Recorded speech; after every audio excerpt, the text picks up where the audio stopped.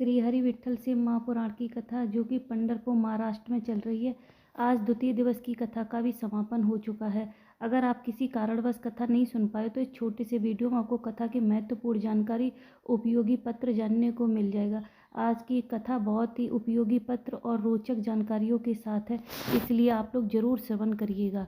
आज की कथा कुछ इस प्रकार से शुरू हुई कि गुरुजी ने कहा कि पंढरपुर वालों को तो बड़ा गर्व होता होगा कि हमारी पहचान तो डायरेक्ट हरि विठ्ठल से है। फिर गुरुजी ने कहा, अगर तुम्हारी पहचान राष्ट्रपति से हो जाए तो तुम्हें क्या ज़रूरत है, तुम किसी और विभाग वाले मंत्री या संतरी से पहचान निकालो। इसी तरह से अगर एक लोटा जल अगर तुम शिव जी पे चढ़ा रहे हो तो आपको वो सब कुछ प्राप्त हो जाता है जो आप चाहते हैं। फिर आपको कहीं और भटकने की ज़रूरत नहीं पड़ती है। जब एक लोटा जल हम शिव पर समर्पित करते हैं तो हमारे सारे ग्रहों को शांति मिल जाती है और हमको और कुछ करने की ज़रूरत नहीं पड़ती है। गुरुजी ने कहा, अगर शिव पर एक लोटे जल के साथ अगर आपका विश्वास प्रबल है, अगर आपका विश्वास पक्का है तो आपके सारे काम स्वयं ही बन जाते हैं। तभी गौरी शंकर जी पत्र लेकर आए। उन्होंने कहा कि लॉकडाउन के समय में बहुत तकलीफ चल रही थी गुरुजी, खाने पीने की भी दिक्कत हो गई थी। फिर आपकी कथा सुनी, बाबा की ऐसी करुणा हुई कि स्वयं से फ़ोन आया और बिना इंटरव्यू के मेरी नौकरी लग गई। बाबा का धन्यवाद करने के लिए आई हूँ। फिर गुरुजी ने कहा कि बाबा पर भरोसा रखो और खूब मेहनत करो। फिर गुरुजी ने कहा अगर मेरा कोई भी काम है तो उसमें सफलता ज़रूर मिलती है। फिर एक पत्र और आया। उन्होंने लिखा कि बाबा की कृपा का क्या वर्णन करूं, मेरा बेटा है वो नीट की एग्ज़ाम दे रहा था और काफ़ी बार उसने एग्ज़ाम दिया पर उसका नहीं हो रहा था। पहली लिस्ट में भी उसका नहीं आया, दूसरे में भी नहीं आया। फिर उसने कहा कि कुछ हुआ है, तुम्हारे बाबा ने क्या किया? कुछ भी नहीं किया। फिर तीसरी लिस्ट में उसका नाम आ गया। बाबा की ऐसी करुणा हुई।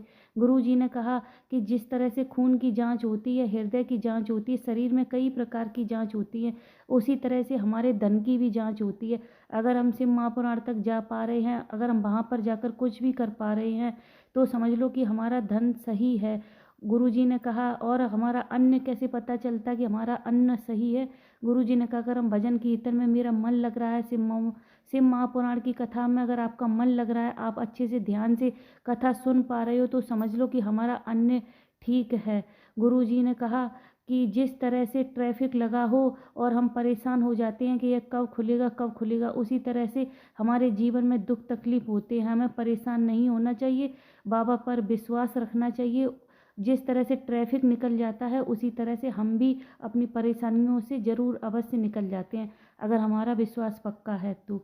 रंजना जी पत्र लेकर आई। उन्होंने कहा, गुरुदेव मेरा बेटा धीरे धीरे डिप्रेशन में चला जा रहा था, कुछ कुछ भी नहीं हो रहा था। फिर मेरी सहेली ने कहा कि कथा के बारे में बताया। कहा, कथा सुनो बाबा की। हमने 6 महीने पहले आपकी कथा सुनना स्टार्ट किया। गुरुजी, मेरा बेटा धीरे धीरे डिप्रेशन से बाहर आ गया और वो सीए की तैयारी कर रहा है और उसमें भी वो सफल हो गया। अब वो आगे की तैयारी कर रहा है। फिर उन्होंने कहा कि गुरुजी, मेरे चाचा की अचानक तबीयत खराब हो गई थी, हम सीहोर गए थे, वहाँ से रुद्राक्ष हमने मंगाया, उसका जल जैसे हमने अपने बेटे को देते थे उसी तरह से चाचा को दिया, उनको पिलाया, वो उनकी भी बीमारी ठीक हो गई।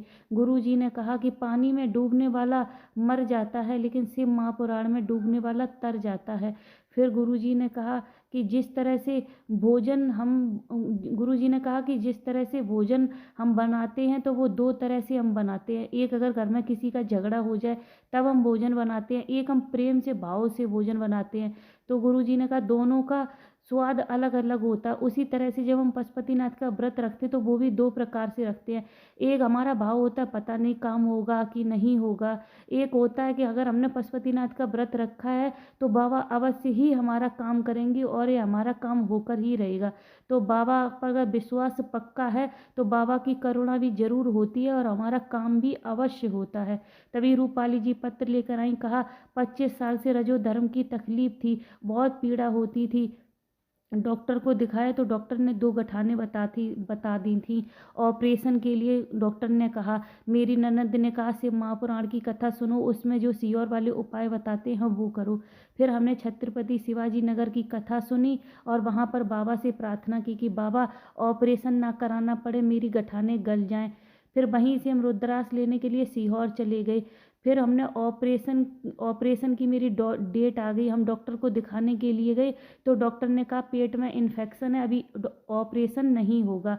फिर हम रुद्राक्ष का जल पीते रहे। बाबा की करुणा का क्या वर्णन करूं कि दोबारा जब जांच कराई तो मेरी सारी रिपोर्टें नॉर्मल आई थी और बाबा ने अपनी करुणा कर दी थी और मेरी गठानें भी गल गई थी। गुरुजी ने कहा कि बहुत सारे लोगों को भ्रम होता है कि हम रुद्राक्ष पहनते हैं तो हम तुलसी माला पहन सकते हैं कि नहीं। गुरुजी ने कहा कि आप डॉक्टर के पास जाते हैं, आपको कोई बीमारी हो जाती है तो डॉक्टर कभी आपको एक गोली देता है क्या, उसके साथ में भी वो आपको अन्य गोलियां देता है ना। तो इसीलिए रुद्राक्ष और तुलसी की माला हमको दोनों पहननी चाहिए। इससे हमें हरिहर दोनों की कृपा प्राप्त होती है और हमारा जीवन सार्थक होता है। इसमें कोई भी हमको भ्रम नहीं पालना चाहिए। गुरुजी ने कहा कि माला जपते जपते कभी उसका मन का अगर आपकी गोद में टूट जाता है, गिर जाता है, तो समझो वो भी प्रभु की भक्ति में इतना मस्त हो गया है और सिद्ध हो गया, उसको आप संभाल कर अपने पास रख सकते हैं। गुरुजी ने कहा कि अगर आपके घर में शिवलिंग है, अगर वो टूट गया है, कोई कहता है शिवलिंग है टूट गया है या रुद्राक्ष है ये टूट गया तो ये खंडित हो गया। गुरुजी ने कहा अगर शिवलिंग के अगर सहस्त्र टुकड़े भी हो जाते तो भी वो कभी खंडित नहीं होती है और उसको कभी भी खंडित नहीं मानना चाहिए, उसकी पूजा करनी चाहिए। जो जो हमको शिवलिंग फल देगी वही हमको टूटी हुई भी शिवलिंग फल देगी, इसलिए उसमें कोई भी भ्रम नहीं करना चाहिए।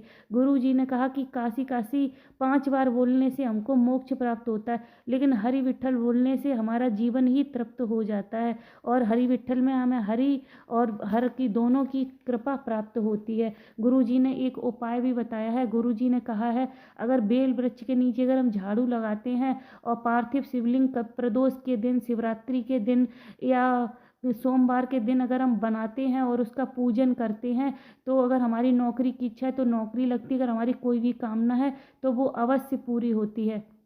तभी संगीता जी पत्र लेकर आई। उन्होंने कहा गुरुजी मेरे बेटे की आर्मी में नौकरी करने की बहुत इच्छा थी, हमने पशुपतिनाथ के व्रत किए, मेरे बेटे ने भी किए और बेलपति वृक्ष के नीचे पार्थिव शिवलिंग बनाकर उसका पूजन करती थी। बाबा की करुणा का क्या वर्णन करूं कि मेरे बेटे की नौकरी लग गई, वो जबलपुर में ट्रेनिंग कर रहा है। गुरुजी ने कहा अगर कोई भी किसी की प्रशंसा कर रहा है तो उसको खूब आराम से सुनो, खूब मग्न होकर सुनो, लेकिन अगर कोई किसी की भी निंदा कर रहा है तो आप तुरंत वहाँ से उठ लो, आपको बिल्कुल भी नहीं सुननी है।